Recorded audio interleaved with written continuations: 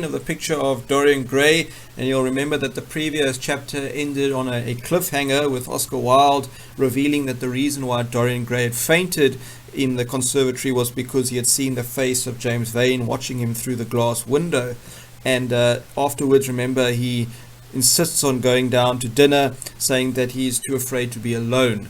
So chapter 18 starts with the very next day, and of course all the guests are still there, but Dorian is in his room and he's absolutely sick with a wild terror of dying. He's so afraid now that he saw James Vane and that he's going to be killed soon because James Vane is going to come and kill him.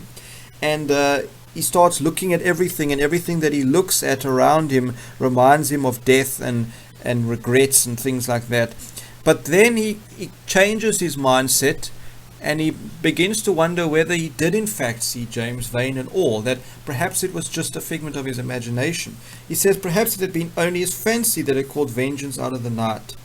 So actual life was chaos. You see, he's done so many evil things and he's got so many regrets, and he's so anxious and paranoid that he believes that perhaps he imagined this whole thing because it's working on his mind the whole time.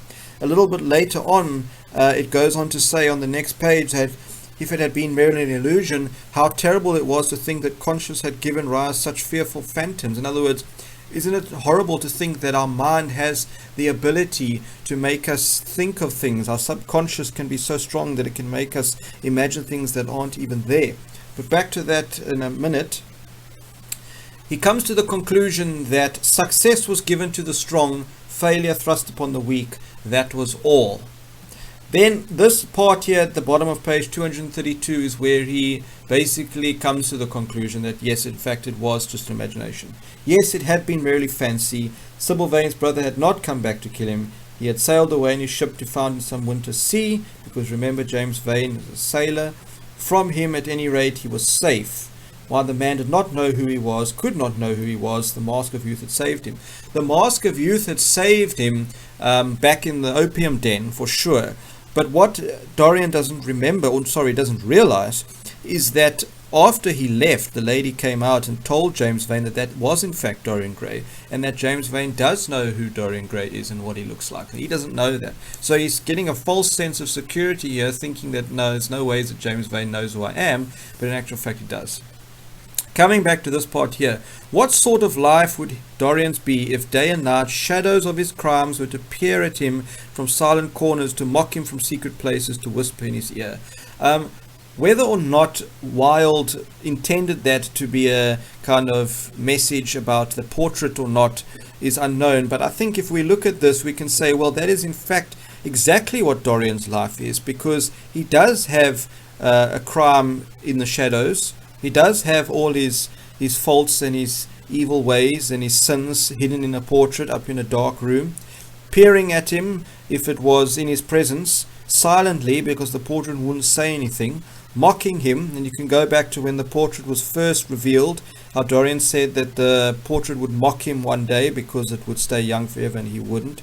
So that's maybe a bit of a stretch, but this is how, you know, if you're going to analyze a text, there's so much stuff in these pages, there's so much meat to analyze, that we can really make connections here. And that's what really the beauty of being able to analyze a novel like this and not just take it at face value. Then he thinks back about the fact that he killed Basil. He had killed his friend. He recognizes it was his friend there. He's really so riddled with guilt here that he's actually can't hide it anymore. The whole memory of it comes back to him, so much so that when Lord Henry comes in at 6 o'clock to fetch him, he actually finds him crying because he's so distraught. And it's not until the third day later that Dorian actually leaves his room, that he goes out, and he convinced himself that it was in fact just his imagination that had seen James Vane, and he had taken these 3 days obviously to build up the courage and kind of talk to himself and figure his whole mind out and come to the conclusion that he wasn't being hunted. Now remember, it's also 3 days later, just keep that in mind. So he has breakfast, and after breakfast he walks with the Duchess, the same Duchess who was at the start of chapter 17. Whoops, there we go. And they go and join the shooting party. Now, at the shooting party, there is Sir Geoffrey Clouston, who is the Duchess's brother. All right.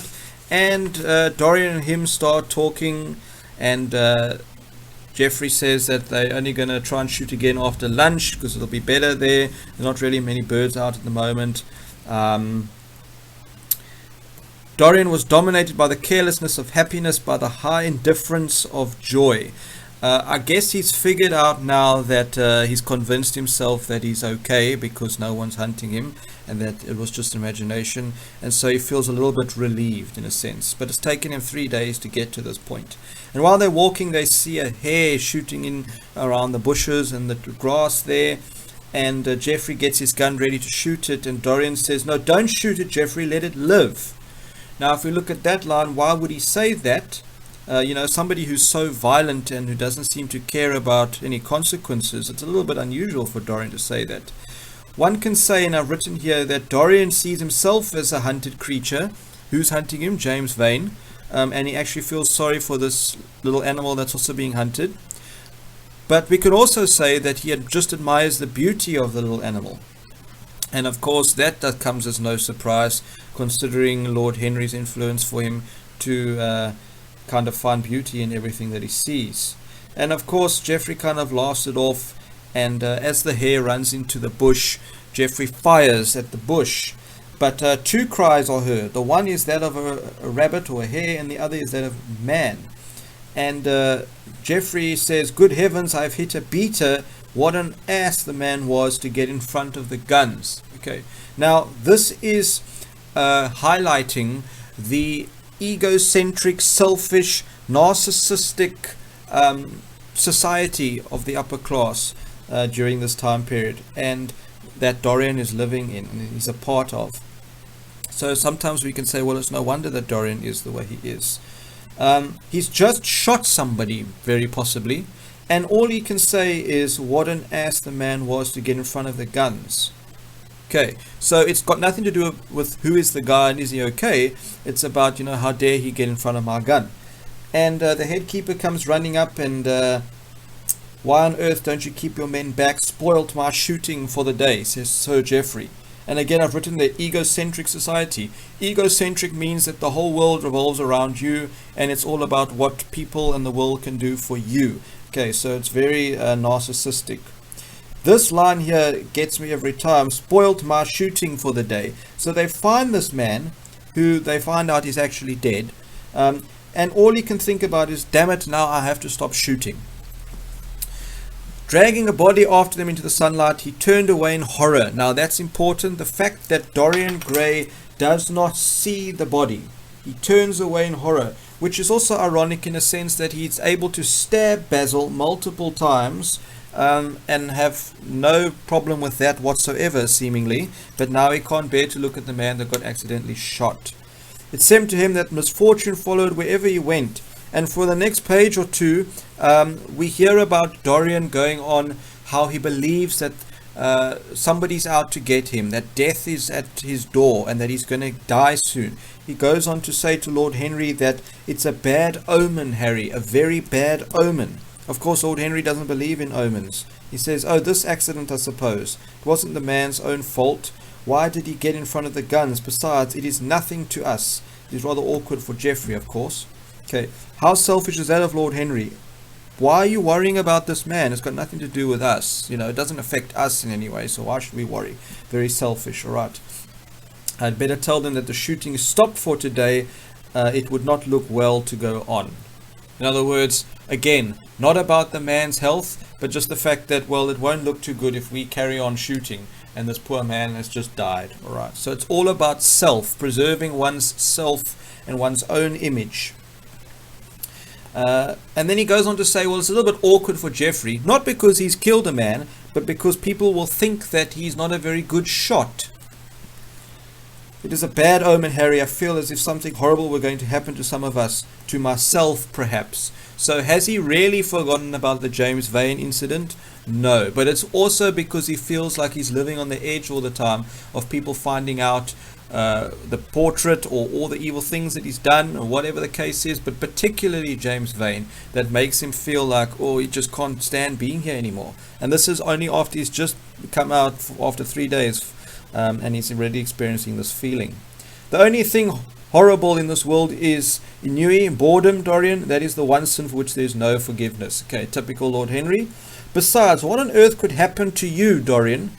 You have everything in the world that a man can want, because Lord Henry wants to know what's bothering Dorian all the time. There is no one who would not be delighted to change places with you. And Dorian replies, there is no one with whom I would not change places, Harry. The wretched peasant who has just died is better off than I am. I have no terror of death. It is the coming of death that terrifies me. The coming of death, death personified, but death could also be James Vane in this case as well. And this part over here really tells us the downfall of Dorian and how he is really beginning to, well, not beginning, but it's getting worse and worse. The fact that he hates being who he is. He hates living with himself. He can't stand the fact that his soul is so ugly and that he's done all these horrible things. He says he wishes he could change place with anybody. In fact, the person who has just died is better off than him, because it's, when you're dead, at least you're at peace in a sense. And he says that's why it's not death that I'm afraid of. It's the fact that death is coming for me, but I'm still alive, kind of thing. So the fact that he wants to rather be dead is red flags there that he really hates being who he is. And of course, everybody else can see that he's still so good looking at the age of 40, whatever, and he's so wealthy and he has all the women that he wants. What could possibly be wrong? What else could you want? Anyway, 237, he says, how fond you are of saying dangerous things, Harry. You would sacrifice anybody, Harry, for the sake of an epigram. Epigram is just like a witty, clever little saying. And we can say that is absolutely 100% correct. Seeing what we've seen in the narrative, we would believe Dorian has actually got a good point there. Yes, Lord Henry would sacrifice anybody for the sake of an epigram. And maybe that's also Dorian recognizing that I'm also a victim. You've sacrificed me for that too. Then Dorian says, I wish I could love, but I seem to have lost the passion and forgotten the desire. I am too much concentrated on myself. Yes, he is, from just a natural narcissistic point of view, but also because he's obsessed with all the sins that he's done and the guilt that he has and his paranoia. My own personality has become a burden to me. Directly linking in there on page 236, I want to escape, to go away, to forget. Now we know he wants to forget. He's tried that in a couple of chapters earlier, because he keeps going to the opium dens all the time. Not really helping. But it's even worse now that he thinks he's seen James Vane, even though he wants to try and convince himself that he hasn't. He's not sure though. He wants to get on a yacht because there you're safe. And Lord Henry says, you are in some trouble. Why don't you tell me what's wrong? And he says, I can't tell you, Harry. It's just a fancy of mine. But I'm sorry they told you about the man. It is a hideous subject. This is Dorian now speaking to the Duchess. It is a hideous subject. Remember we heard about, if we remember Lord Henry talking to Dorian after Sybil Vane's death and he was saying you mustn't think about it at all. It's a horrible subject. Because that goes against hedonism. That goes against thinking of nice things and experiencing pleasure, and you mustn't let any horrible things into your mind. Similarly with Basil, he's tried to do that as well, although it's haunting him. He can't run away from it. And now he even says to the Duchess, don't think about the man at all. It is a hideous subject. In other words, protect yourself from having to think about a man that died. Just look after yourself rather. Very, very selfish. You should be concerned about the fact that somebody has been killed. Then on page 238, it is an annoying subject, said Lord Henry. It's annoying because we had to stop shooting. It's ruined our day. It has no psychological value at all. Now, if Geoffrey had done the thing on purpose, how interesting he would be. That shows us what Lord Henry's type of person he is here. You would sacrifice anybody for the sake of epigram. Yes, you would, because, how interesting he would be. Just like Dorian is interesting because he's done all these terrible things. Earlier on, Lord Henry said that Basil doesn't fascinate him at all because he's too good. He doesn't do anything wrong. I should like to know someone who had committed a real murder, says Lord Henry. Now, the irony, of course, there is he knows Dorian Gray very well, and he just doesn't realize that Dorian Gray has, in fact, committed a real murder. And then, because of all this talk, and because of this line here, Dorian Gray freaks out and starts wanting to faint again. And the Duchess can see it, because he's just so overwhelmed by the feelings that he has and the guilt. Then Dorian decides that he's going to go rush off. He says, "You must tell me some other time. I think I must go and lie down. You will excuse me, won't you?" Then Lord Henry and the Duchess have a little conversation about where he asks her if she's in love with him, and she says that I wish I knew. She doesn't know.